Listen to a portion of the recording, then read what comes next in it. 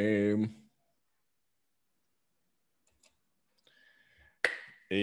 Muy buenas tardes. Muchas gracias por estar presentes en el seminario de hoy. Tenemos hoy la fortuna de contar con el doctor Diego Villagómez. Diego Villagómez es un colega geólogo ecuatoriano. Diego hizo su licenciatura o estudio de pregrado en la Escuela Politécnica Nacional en Quito, Ecuador, y después hizo su doctorado en la Universidad de Ginebra. Diego a continuación se involucró con Tectonic Analysis en el proyecto cordillerano desde una etapa relativamente temprana en este proyecto que hizo Tectonic Analysis con el Centro de Geociencias auspiciado por la industria petrolera. Y pues luego Diego hizo un postdoc con la Universidad de Ginebra y Diego se ha dedicado fundamentalmente a aspectos geocronológicos y termocronológicos, especializándose en los sistemas de argón-argón y de trazas de fisión. Diego continúa con Tectonic Analysis y sigue trabajando en las últimas partes del proyecto cordillerano, y en el día de hoy trae una síntesis de dos de los capítulos que él escribió junto con Jim Pindell en el libro del special paper del GSA. Y entonces los dejo con Diego Villagómez y yo te agradezco de antemano tu presencia, a pesar de que en Suiza ya son las 7:30 de la noche. Todos ustedes, Diego Villagómez, adelante. Gracias, Uwe, por la presentación. Muy buenos días a todos. Buenas tardes, buenas noches a los que están aquí en Europa, no sé. Y buen provecho también los que están comiendo desde casa ahora viendo esta presentación. Es un verdadero placer estar aquí y compartir este trabajo con ustedes. Gracias, Uwe y Roberto, por la invitación. Ustedes son realmente geólogos y amigos a quienes estimo mucho y de los que he aprendido muchísimo, no solo de la geología de México, el Caribe, los Andes, pero muchas cosas de la vida en particular. Y primero quiero pedir disculpas anticipadas porque los slides, excepto están escritos en inglés, pero me imagino que no va a ser un mayor inconveniente para ustedes. Ok, como ustedes saben, este trabajo forma parte de este programa de investigación llamado el Cordillerano, que fue llevado a cabo por Tectonic Analysis. Tengo que... Ok, que fue llevado a cabo por Tectonic Analysis y fue apoyado por una serie de compañías que se muestran en esta diapositiva aquí, compañías que están activas o que simplemente estaban interesadas en comprender la geología del Golfo de México, miembros fundamentales como lo saben ustedes, aparte de Jim Pindell y Roberto Molina, fue Uwe Martens durante varios años, y siempre contamos con la colaboración de varios geólogos de México, geólogos de Colombia, como María Isabel Sierra y muchos otros colaboradores, ¿no? Entonces, el programa sigue activo. Estamos en la tercera y última fase aquí, la fase 3. Y los datos que voy a presentar hoy en realidad fueron datos obtenidos en la fase 1, digamos, entre 2011 y 2014. De hecho, estos artículos que se publicaron recién en el GSA fueron escritos antes del 2014 y sometidos debido a cosas de confidencialidad, sometidos en 2017 para el GSA. De aquí, claro, ha demorado un poco la publicación del libro, pero me alegro que finalmente ya estén disponibles, al menos en línea. Ok, una parte fundamental de este programa consistía en caracterizar las zonas de origen de erosión clástica alrededor del Golfo de México, ¿ok?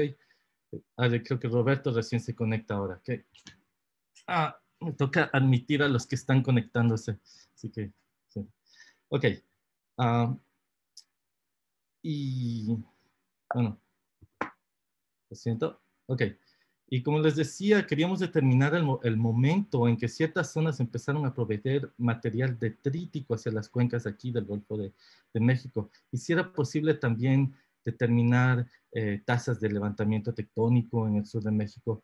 Y porque realmente esto es fundamental para comprender el proceso en que los sedimentos llegaron hacia las cuencas del Golfo de México y así como tratar de entender posibles vías de transporte que tomaron los sedimentos. Como ustedes saben mejor que yo, el sur de México registra una compleja historia tectónica. Todavía es materia de debate. Entonces, muchas de las incertidumbres se relacionan con el hecho de los eventos de deformación y eventos magmáticos aquí.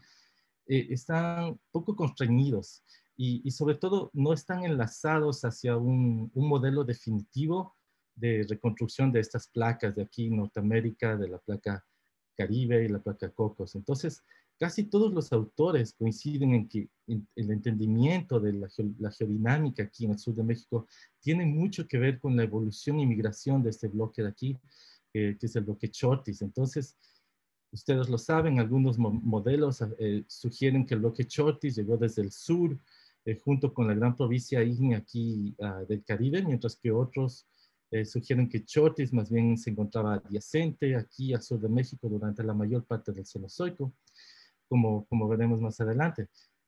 Entonces, el bloque Chortis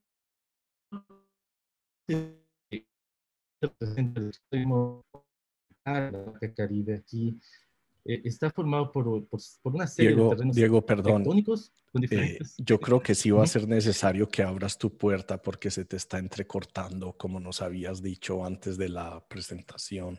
Ok, espérenme un segundo.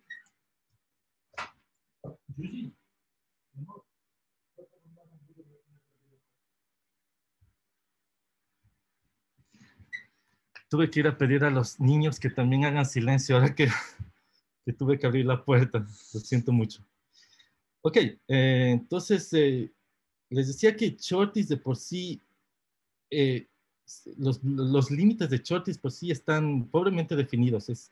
No solo debido a la falta de cartografía geológica o falta de cartografía geofísica, pero también que la prolongación occidental del bloque de Chortis está aquí cubierta por el arco volcánico centroamericano, ¿no es cierto?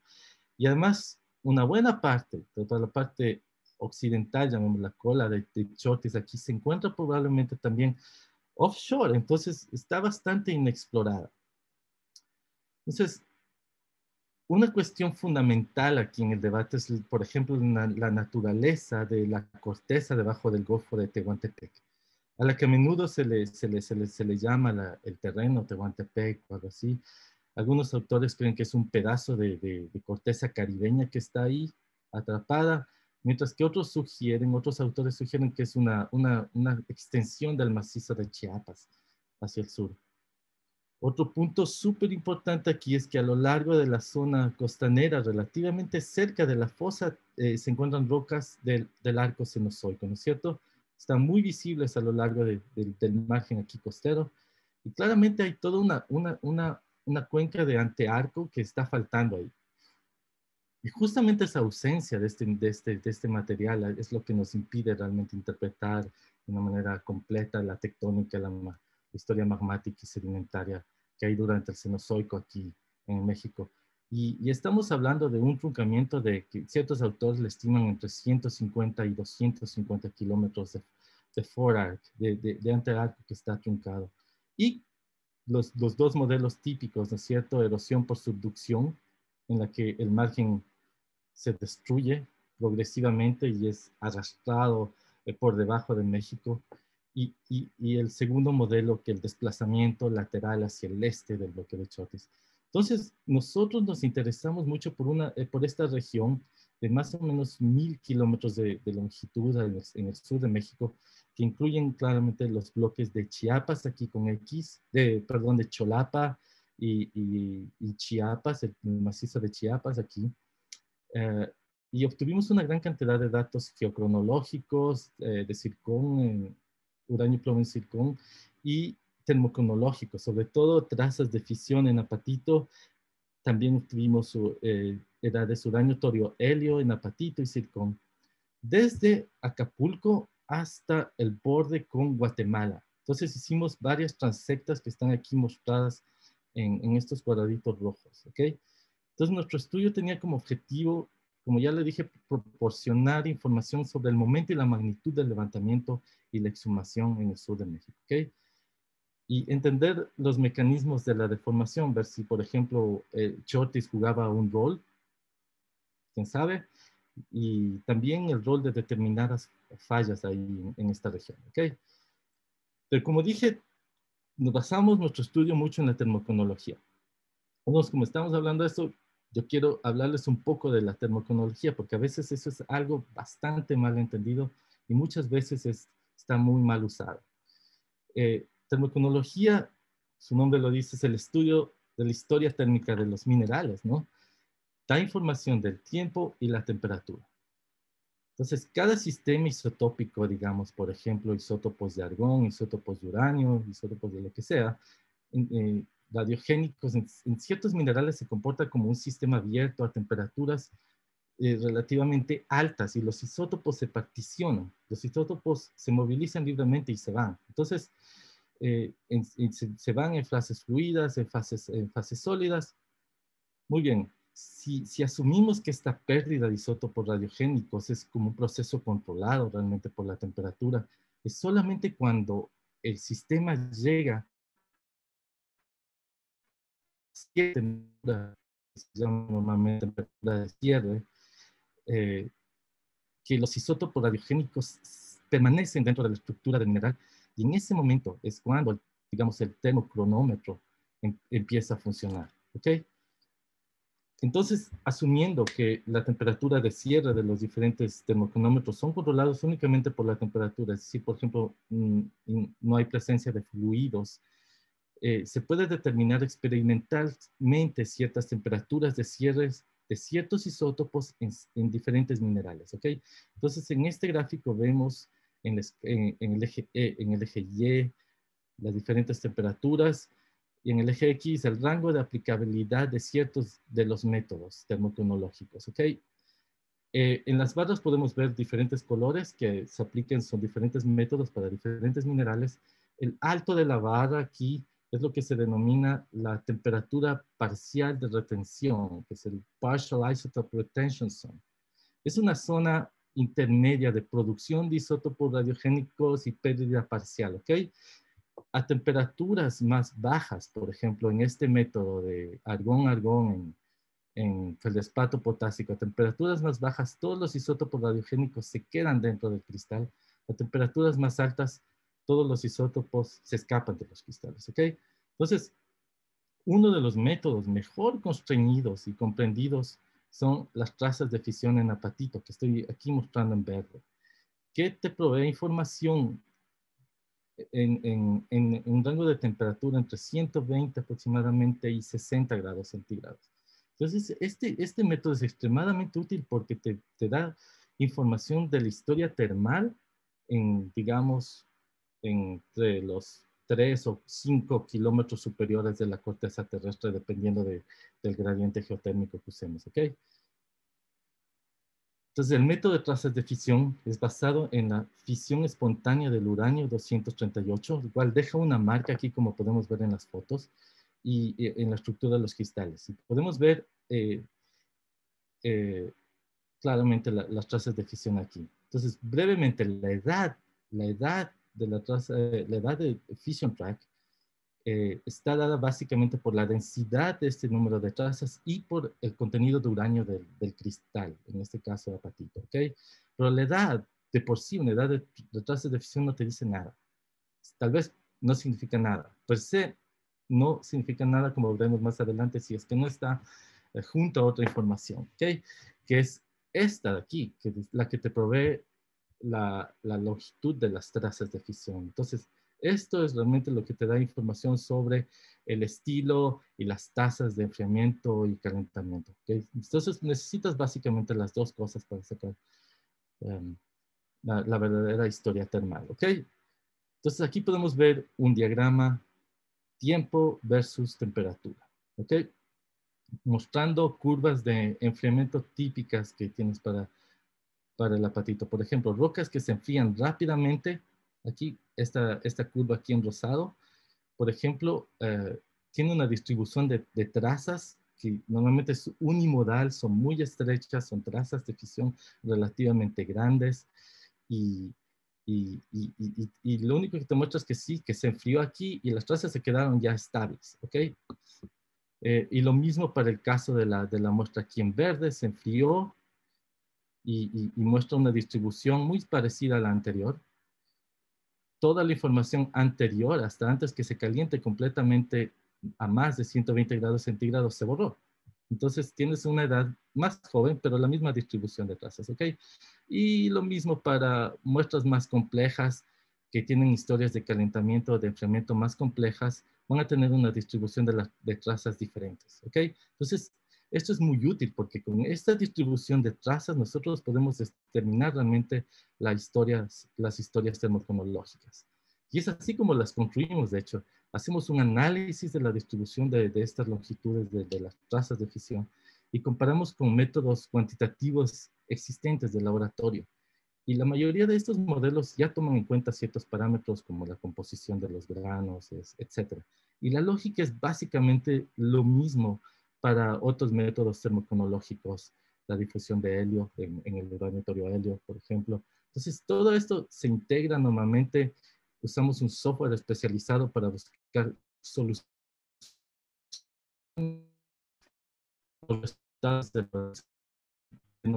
este procedimiento de modelización inversa, que aleatoriamente va a buscar muchas, las mejores trayectorias térmicas que calcen con nuestros datos analíticos, ¿ok?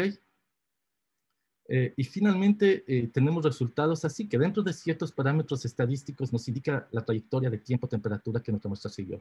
Pero ojo, esta historia termal no te dice nada de la razón por la que la temperatura cambió.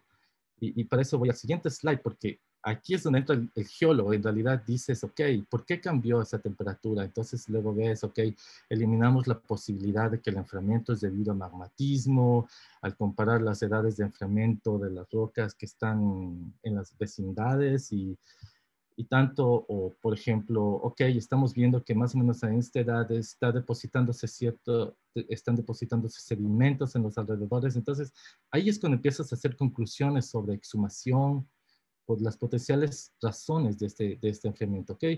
Y luego asumimos ciertas cosas, como por ejemplo, conocer el gradiente geotermal para convertir el enfriamiento en exhumación y hacer conclusiones con respecto a la tectónica.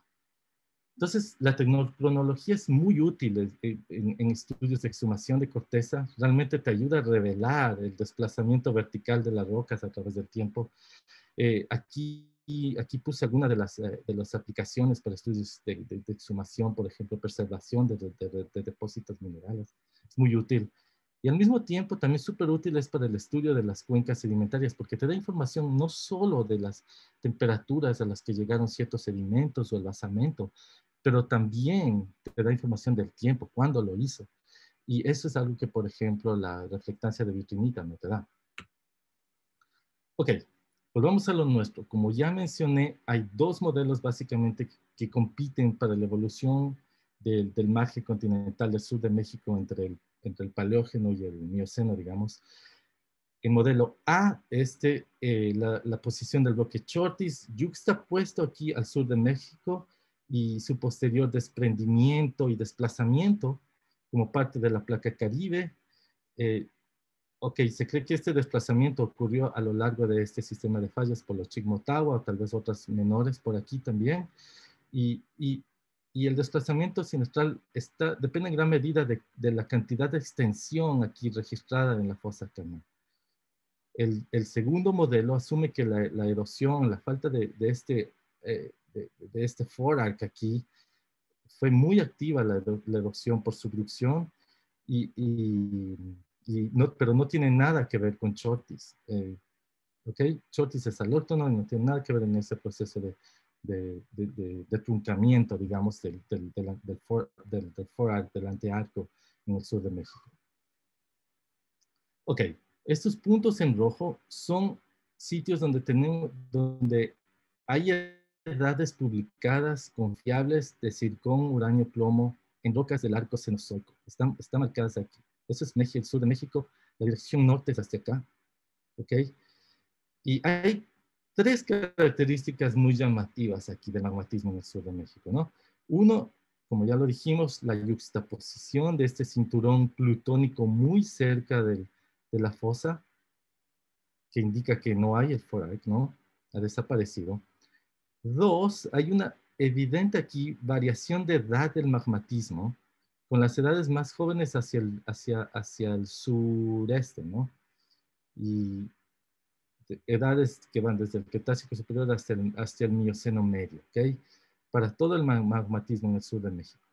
Y alrededor de 20 millones de años, en el Mioceno medio, el arco migra hacia el interior del actual cinturón volcánico transmexicano, ¿no? Así que nosotros fuimos al campo y tomamos varias muestras de una serie de rocas del Eoceno y rocas más antiguas a lo largo de toda la extensión del sur de México, principalmente de las rocas huéspedes del arco magmático cenozoico, pero también algunas de las del arco mismo, ¿ok? Entonces la idea era detectar alguna variación en historias de enfriamiento a lo largo y a lo ancho del margen, como se muestra aquí. Obtuvimos edades de trazas de fisión en apatito, edades de uranio, torio, helio, en apatito. Aquí en la derecha estoy mostrando los resultados de trazas de fisión de las transectas que hicimos. Esta transecta en amarillo aquí cerca de Acapulco es la que dio las edades trazas de fisión más antiguas, digamos, las edades más viejas, que van del Eoceno medio al Oligoceno tardío. Por otro lado, la transecta aquí cerca de Puerto Ángel, esta transecta en azul es la que dio las edades más jóvenes. Arrojó edades del Mioceno temprano hasta el Mioceno medio aquí. Por lo tanto, podemos ver claramente que existe una tendencia a tener edades de enfriamiento más jóvenes hacia el este.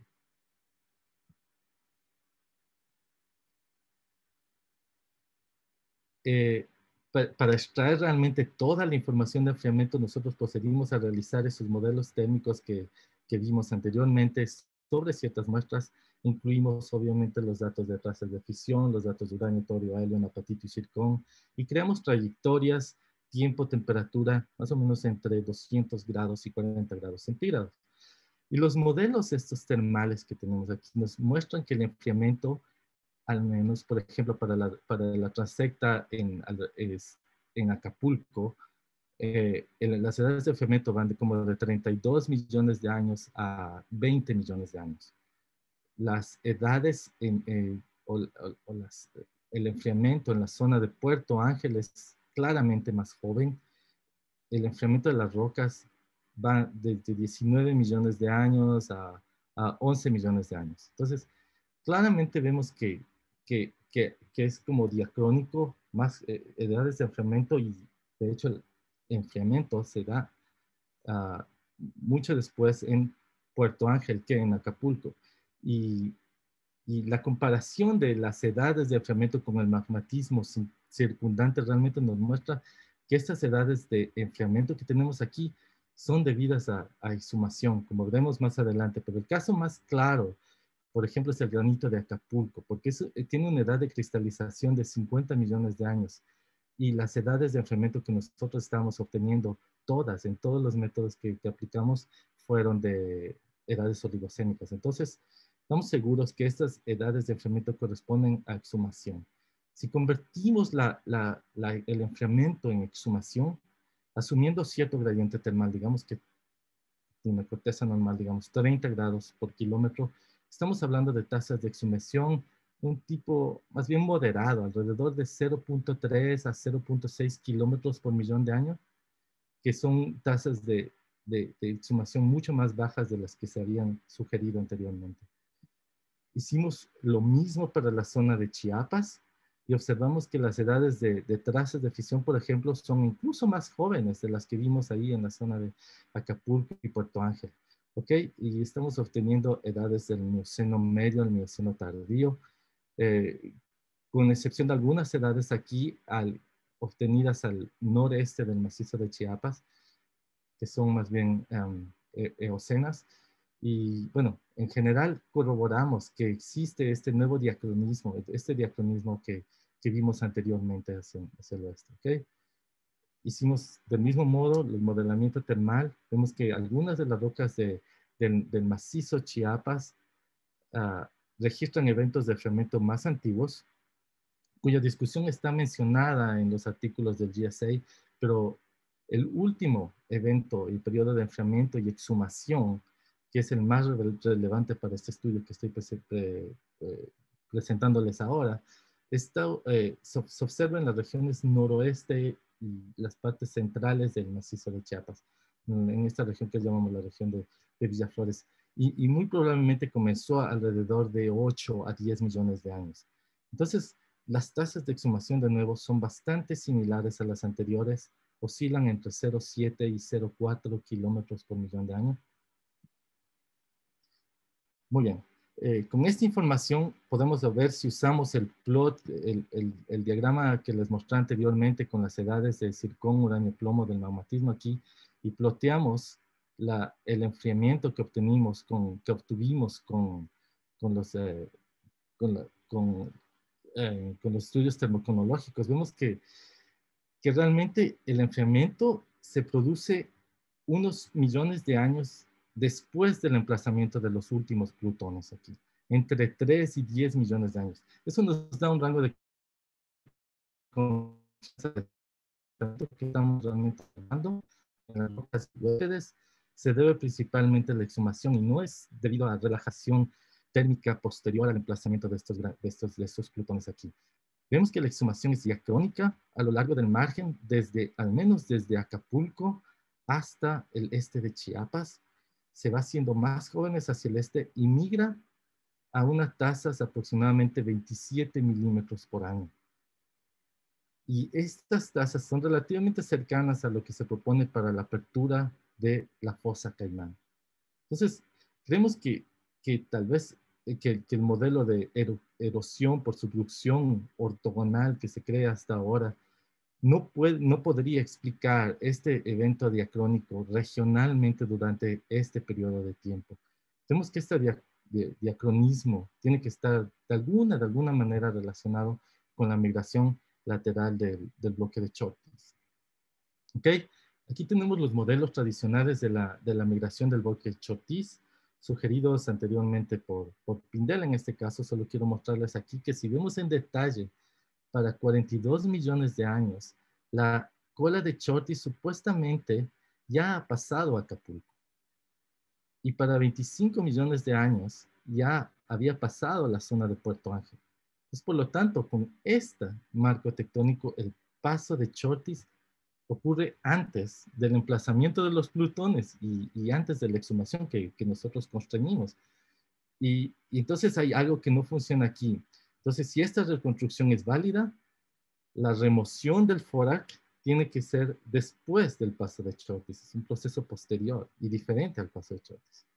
Entonces, eso es lo que esperaríamos que fuera la reconstrucción si quisiéramos culpar a Chortis de ser el responsable del truncamiento del antearco que está faltando actualmente. Entonces, la cola de Chortis debería extenderse hacia el oeste unos 150 kilómetros en comparación con el modelo que vimos antes. Y esto siempre quedó como una idea de trabajo, como una hipótesis, hasta que luego tuvimos nuevos datos geocronológicos de pozos en el Golfo de Tehuantepec y unas rocas magmáticas al sur de las fallas de Polochic, Motagua y Tonalá. Entonces obtuvimos datos geológicos de pozos offshore aquí, fueron muestras obtenidas por Roberto, y también muestras de un afloramiento aquí en la zona de Wixla.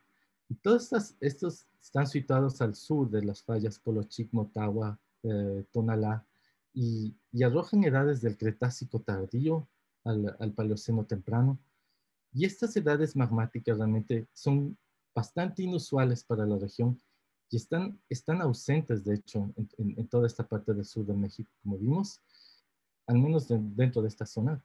Y, y rocas de esta edad de hecho, solo se conocen en Manzanillo, en la región en Colima, a unos 400 kilómetros al oeste de Acapulco. Entonces, esto realmente nos lleva a una posibilidad interesante. Entonces, muy probablemente el Golfo de Tehuantepec no es una prolongación del macizo de Chiapas, sino que forma posiblemente parte del propio Chortiz. Y si es el caso, sí puede ser que el Golfo de Tehuantepec sería en realidad la extensión lateral, costa afuera de lo que lo Baumgartner y otros colaboradores lo llaman el terreno compuesto mezquito, que es la parte central y sur del bloque de Chotis, que también es mayormente cretácico, bueno, es jurásico cretácico y está mostrado aquí en verde. Y si es cierto, esto podría implicar que posiblemente el punto triple entre Norteamérica, el Caribe y Cocos está actualmente localizado al oeste del Golfo de Tehuantepec. Ok, aquí el modelo que proponemos para la evolución magmática y de levantamiento en el margen continental del sur de México como resultado finalmente del desplazamiento lateral del bloque de Chotis y el paso del punto triple. ¿Ok?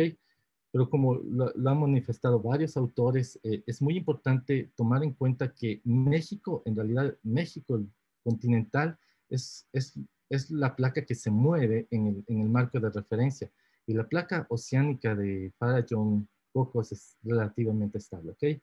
Entonces, en la sección A,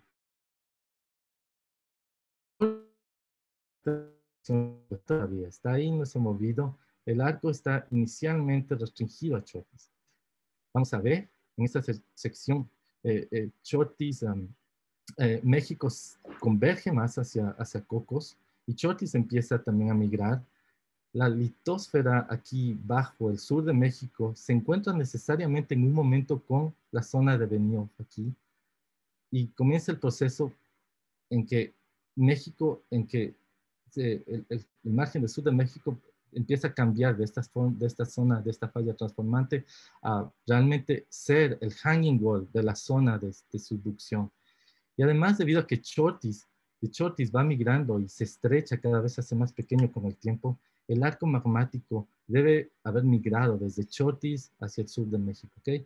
Para mantener esa distancia entre el arco y la fosa. Y esto aparece en la geología del sur de México, básicamente como el inicio del arco Eoceno-Oligoceno. Entonces, Chortis continúa escapándose y continúa estrechándose y América del Norte avanzando hacia el suroeste. Y a medida y que Chortis se aparta progresivamente de la sección, eh, la base continental del sur de México tiene necesariamente que erosionarse aquí. Y entonces para adquirir la geometría de una zona de subducción, ¿no es cierto? Para adquirir la geometría del hanging wall aquí. Y la corteza debió haber sido eliminada y arrastrada a través de la zona de Benioff. Entonces existe erosión basal por subducción. Es un proceso súper importante en el sur de México, pero esta erosión por subducción no fue la causa de la eliminación del antearco. Es más bien el mecanismo por el cual México adquiere la geometría de una zona de subducción. Pero esto ocurre en, en, en cada momento, en el momento en que Chortis comienza a salir de la sección. Entonces, según este modelo, en realidad el antearco que está faltando ahora en México es en realidad el bloque Chortis.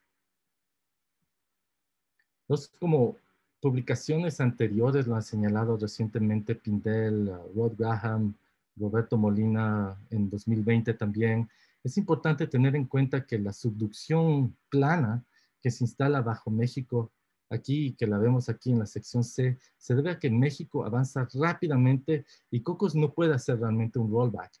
Este aplanamiento de la subducción, así como el proceso de erosión basal de la base de la corteza aquí, es lo que produce el levantamiento que estamos viendo en la termocronología, en nuestros datos. Pero es una vez que Chortis se fue.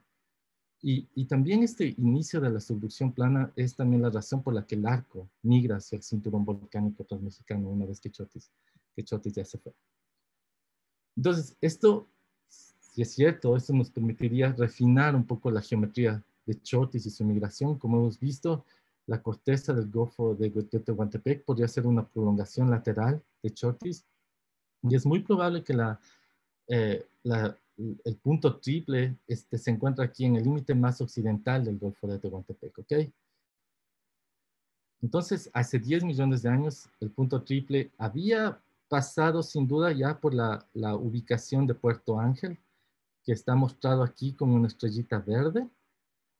Y es importante notar que hace 10 millones de años el núcleo continental de Chortis, que está aquí con líneas punteadas, lo que lo llaman el Chortis sensu strictus, es definido por varios autores.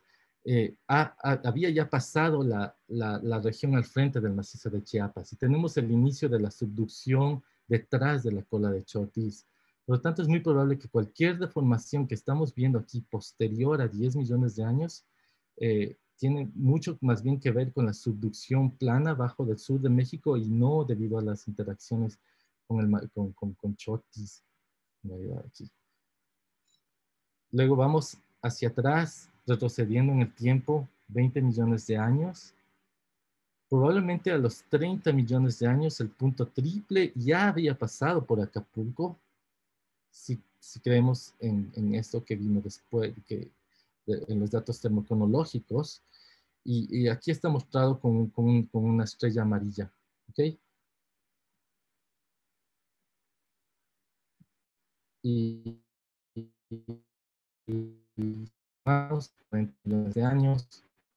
Si asumimos que se produjeron las mismas tasas de migración, a la misma velocidad de la que veíamos viendo antes, podemos retroceder incluso aún más en el tiempo y, por ejemplo, hasta que coincidamos la geología del núcleo central de Chortis con la geología observada en el sur de México, por ejemplo, en el límite entre el terreno guerrero y Oaxaca. Entonces, esta reconstrucción tiene muchas implicaciones interesantes para entender la procedencia de algunos materiales a la cuenca de Chiapas.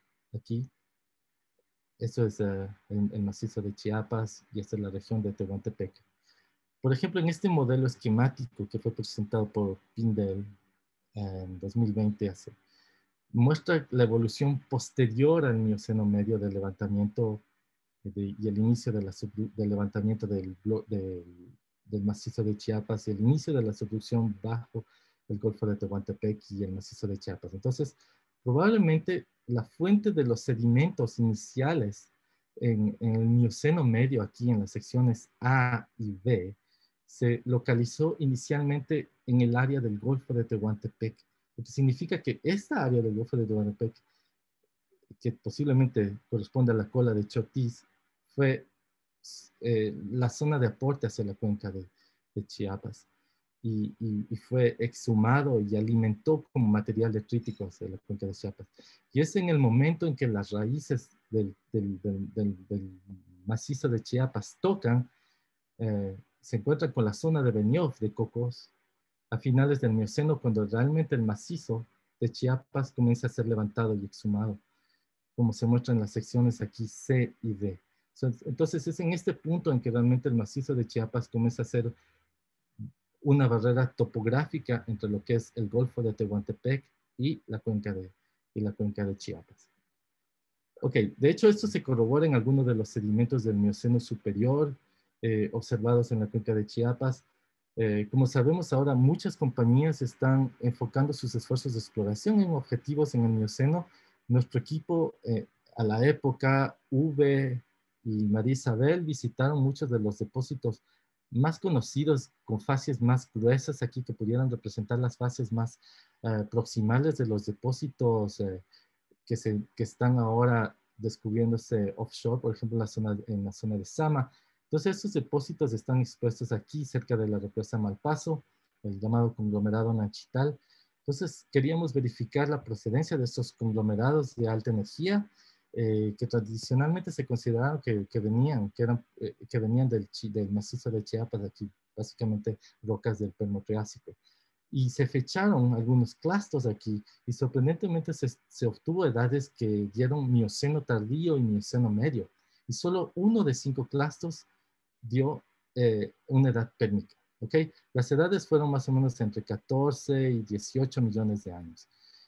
Y, y rocas de estas edades, en la única parte que podíamos encontrar edades fueron aquí, más bien hacia justo detrás del macizo de Chiapas, en la región occidental de Tehuantepec. Entonces, esto sugiere en realidad que el Golfo de Tehuantepec, o la plataforma de Tehuantepec, llamámoslo así, fue probablemente un alto topográfico y provisionó material hacia la cuenca de Chiapas antes del Mioceno tardío.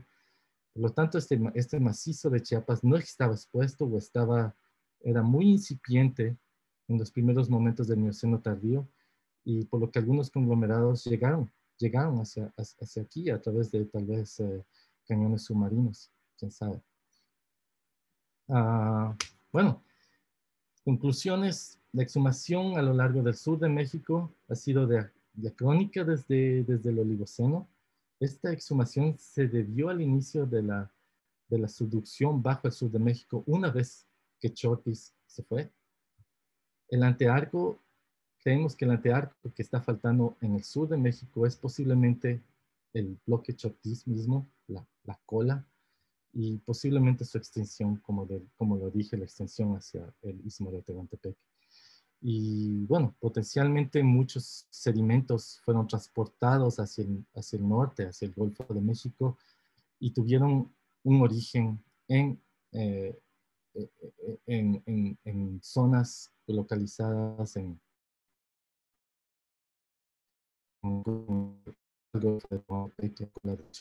antes del levantamiento del macizo de Chiapas. Muchas gracias.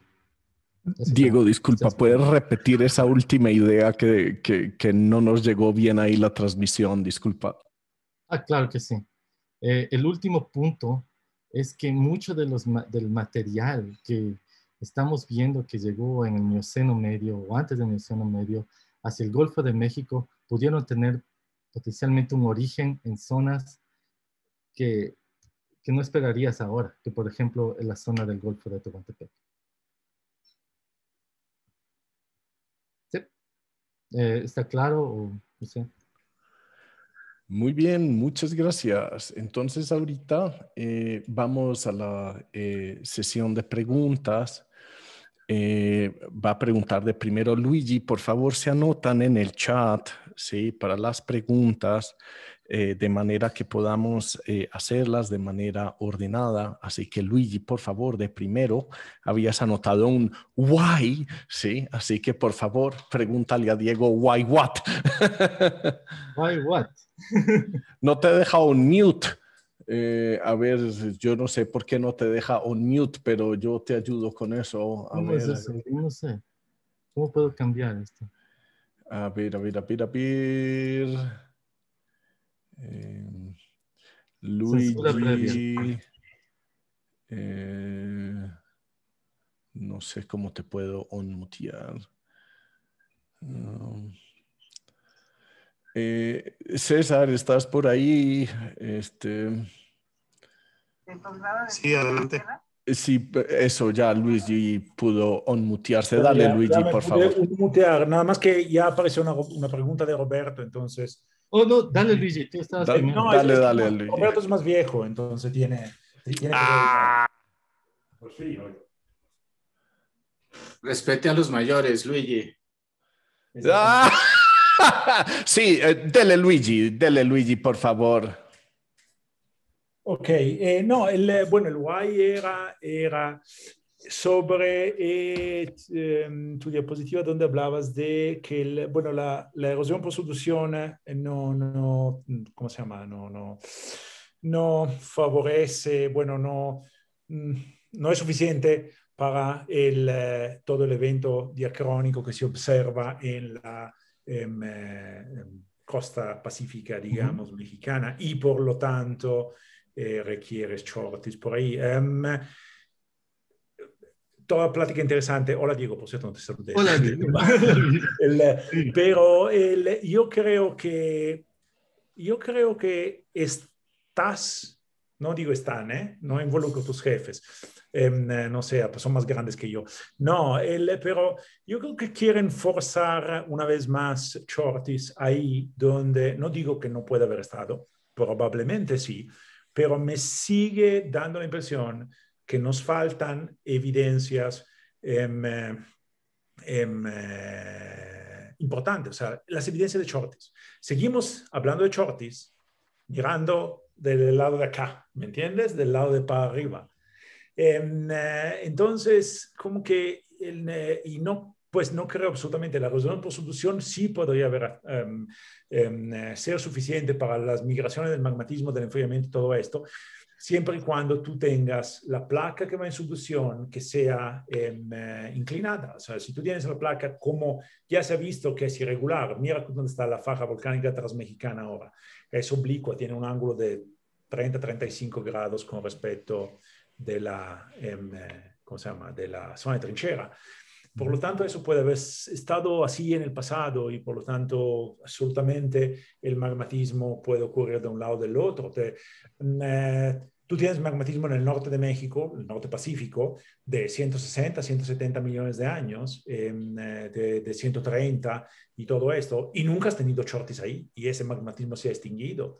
Entonces, como que, insisto, no estoy diciendo que Shortis no ha estado ahí, no lo puedo decir, como tampoco yo creo que todavía podemos insistir tanto en esto hasta que no nos pongamos seriamente a estudiar Shortis y su basamento especialmente, que es una de las correlaciones más importantes.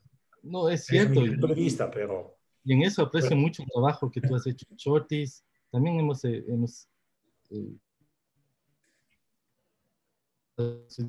eso compilando.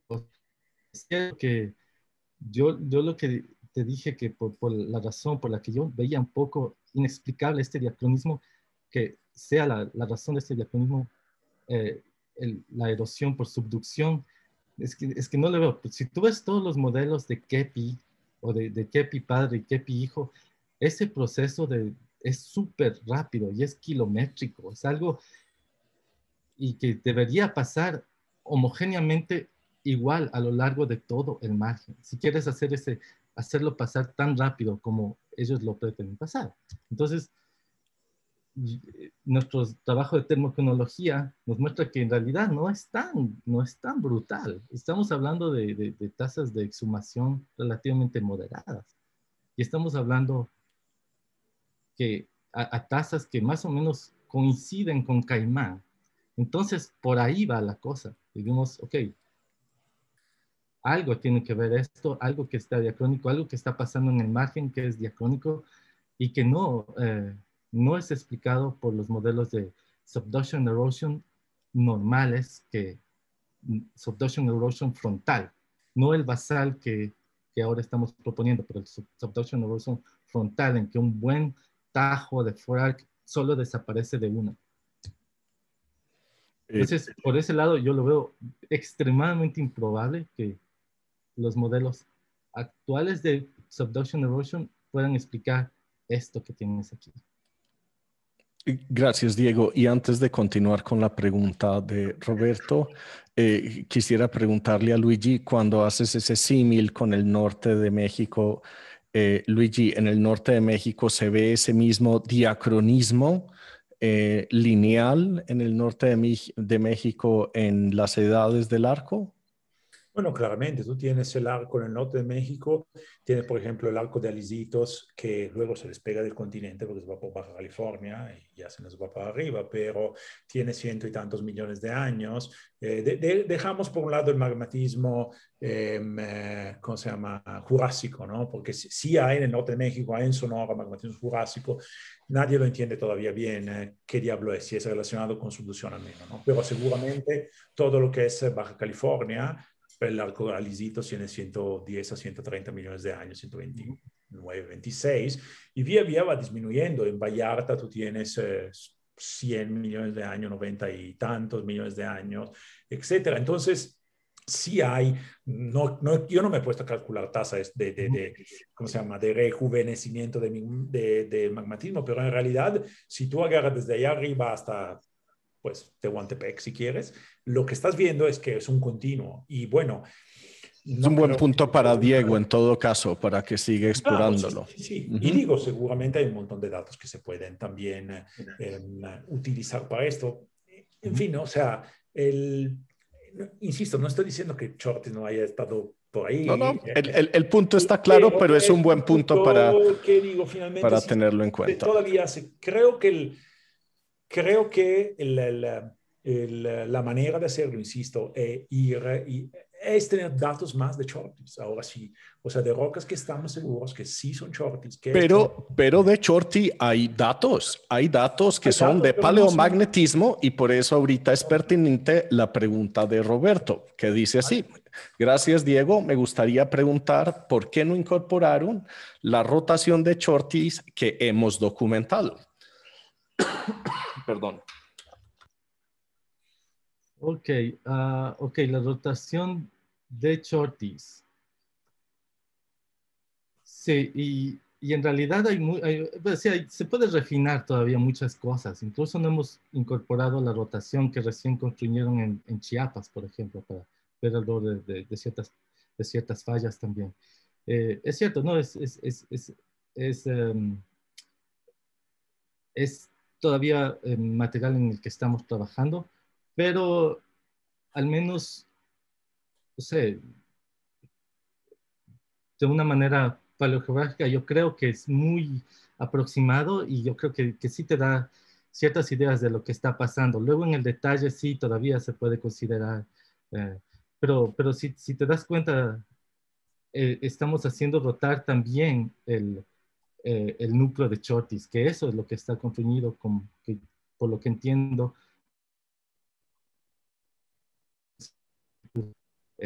que ha estado.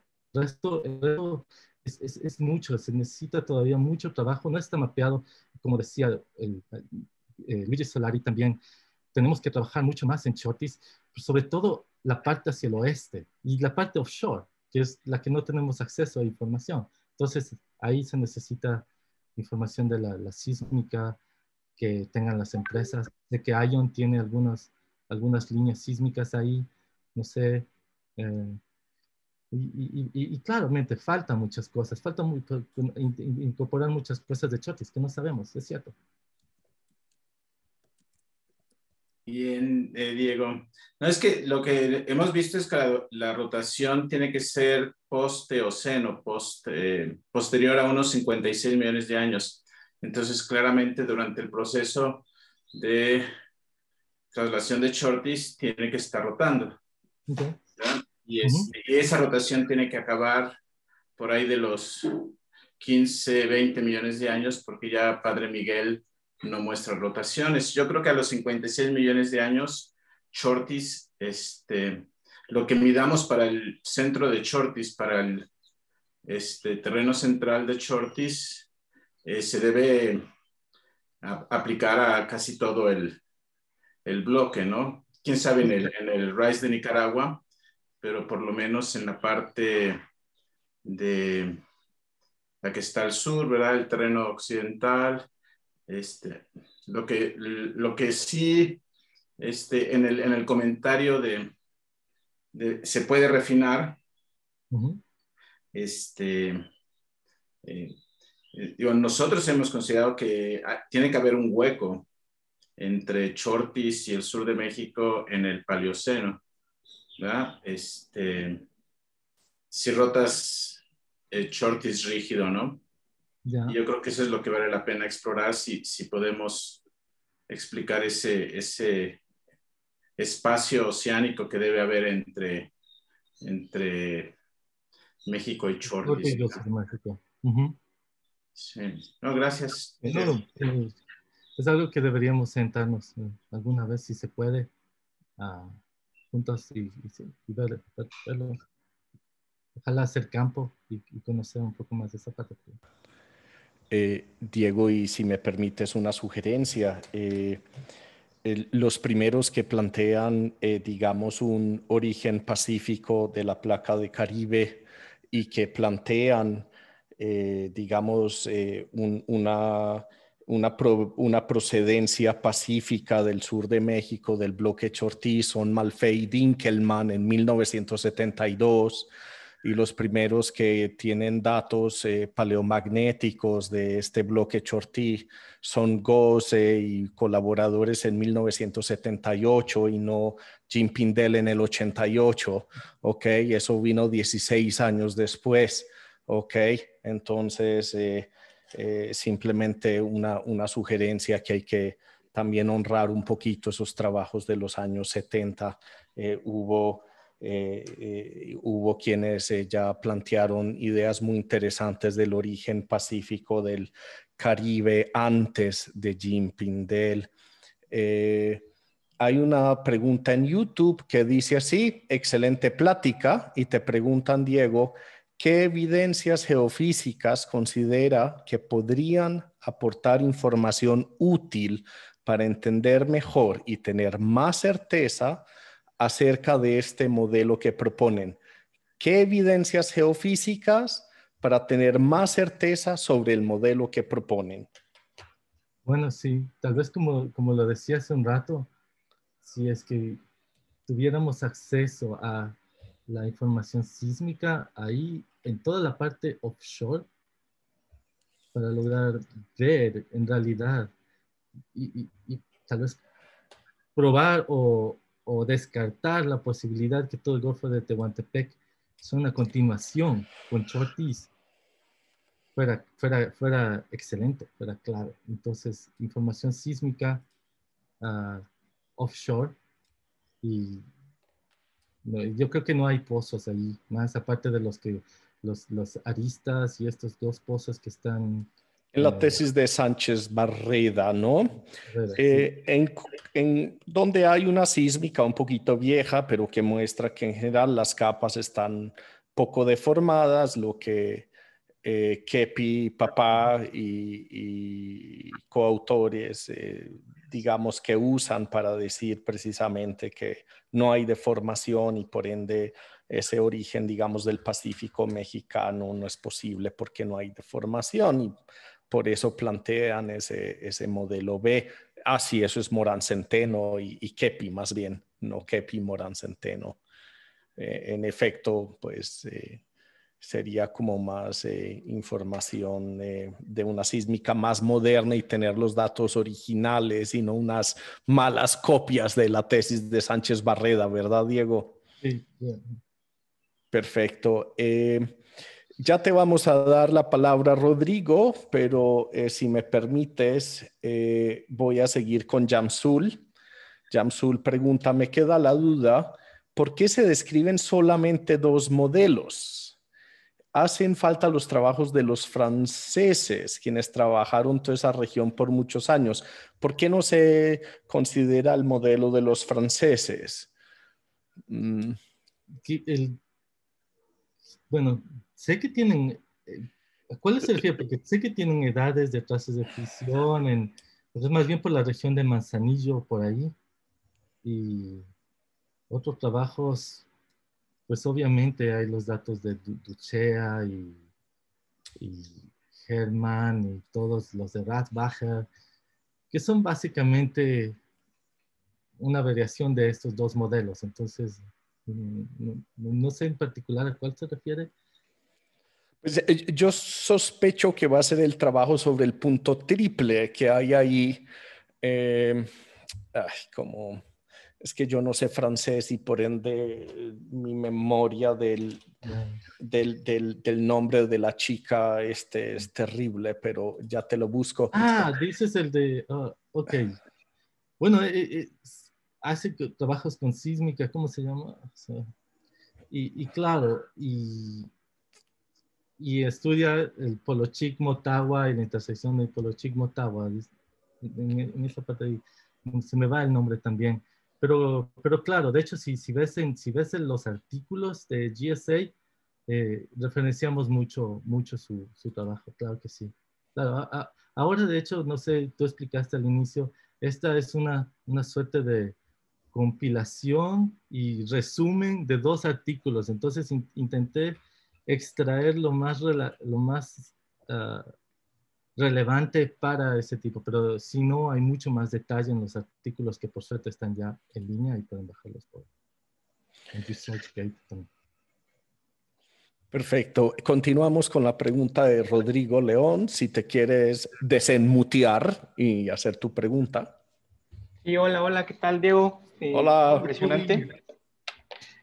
Bueno, mi pregunta es como de un poco, no sé si salida del tema, y tal vez el doctor Marco Guzmán nos pueda ahí como que resolver algunas cosas, pero la idea es esta. Hace unas semanas vi una presentación del doctor Kostoglodov, en donde están viendo por medio de GPS que el terreno Xolapa está funcionando como un sliver que se mueve a través de la falla Venta-Chacalapa, ¿no?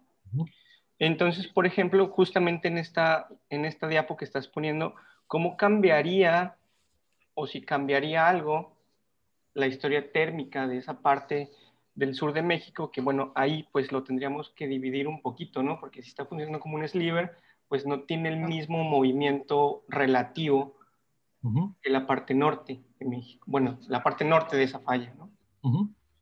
Ok, Entonces, yo estoy, claro, no tengo nada en contra con eso. Chacalapa debe ser activa.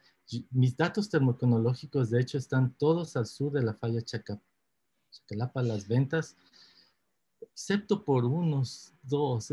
Tendría que chequear los mapas, pero si se comporta como una falla transcurrente, no sé si vea diferencias en la termoconología a dos lados de la falla. Finalmente, no tengo nada en contra con que esa falla esté activa. De hecho, tal vez es una de las razones por las que ves que está activa, es de las razones por las que el macizo de Chiapas ha rotado también. Esa prolongación hacia el macizo de Chiapas tenga algo que ver también con la rotación esas fallas con la rotación del macizo de Chiapas. Pero no tengo absolutamente nada en contra. Claro, sería este margen va a estar cortado por varias fallas y no le va a inconveniente en realidad para el modelo. Muy bien. Y finalmente, la última pregunta, o sea, hay una que es repetida, que era la del YouTube. Tenemos una pregunta de Jamsul muy general y es que él quiere saber si se tienen modelos paleogeográficos de toda la región, desde el Triásico hasta el reciente. Una pregunta muy, muy general. Bueno, los últimos que hemos estado trabajando con Jean Pindel y que abarca básicamente desde el Triásico tardío, si tenemos hasta el Cretácico medio, me parece. Y están todas ahí la serie de reconstrucciones paleogeográficas con los datos que básicamente incluye casi todos los datos que hemos obtenido en los últimos años, datos de los que fue una parte fundamental aquí Uwe Martens y que nos ayudó mucho en todo esto. Y es una suerte de resumen, la última publicación de Pindel en el GSL, donde están estas reconstrucciones. Diego, yo tengo una preguntita. ¿Te puedes devolver a la última diapositiva? Eso es una preguntita que yo nunca entendí ahí como de ese modelo y es en la erosión por subducción. Ok. Sí, en el C es lo siguiente. Si tú tienes una litosfera oceánica subduciendo que es más densa, ¿sí? Y de repente lo que tienes encima es una, digamos, es una corteza que es menos densa, ¿sí? O sea, la columna que tienes ahí en total resulta siendo más densa porque en total predomina la litosfera oceánica sobre la litosfera continental. Entonces, ¿por qué se levanta? Bueno, aquí yo creo que básicamente es el hecho que O sea, ¿qué es lo que está levantando ¿Qué es lo ahí? que está levantando? Sí. Sí, porque mira que a la base México de repente ha perdido el material bullante.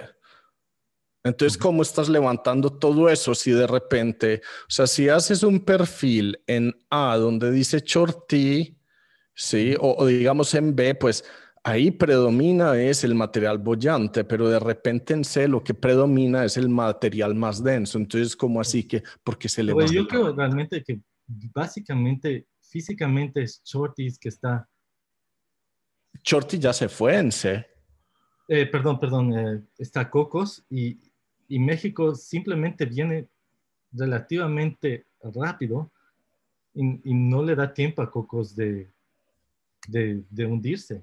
Y Cocos lo único es más, incluso tal vez más caliente, no sé qué edad tiene por ahí, y pues se empuja para arriba a todo. Ah, ok. Perfecto. ¿Alguien más tiene preguntas? No veo más acá. Por favor, si alguien más tiene una pregunta, menciónalo ya o... Calle para siempre. Sí, así es. Marco, Herr Guzmán, Herr Doctor. Marco.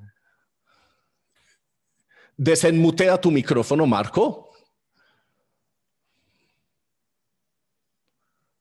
A ver. Entonces escribe ahí la pregunta. O César, ayúdale porfa a desenmutearse, please.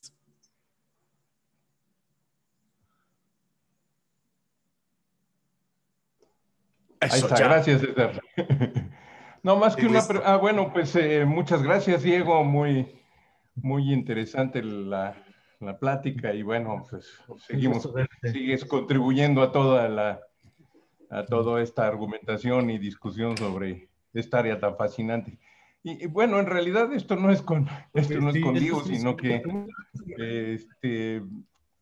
Rodrigo León me mencionó por ahí, entonces pues desenvaino la espada y salgo en mi defensa. Más que en mi defensa, pues salgo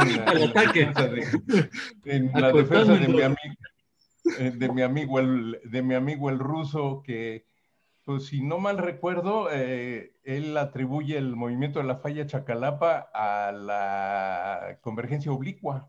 O sea, es una cosa así bien reciente entre ayer y hoy. Ese es mi comentario, que eso es a lo que le atribuye, si no mal recuerdo. No tenemos aquí a Vladimir Kostoglodov para defenderse, pero si no mal recuerdo, él atribuye el desplazamiento a lo largo de la falla Chacalapa a la convergencia oblicua en el sur de México. Ok, interesante.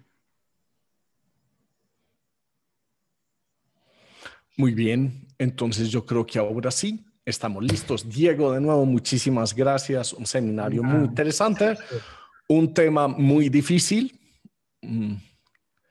posible, del movimiento de la Chacalapa. ¿Qué tal me salió la imitación de Luigi?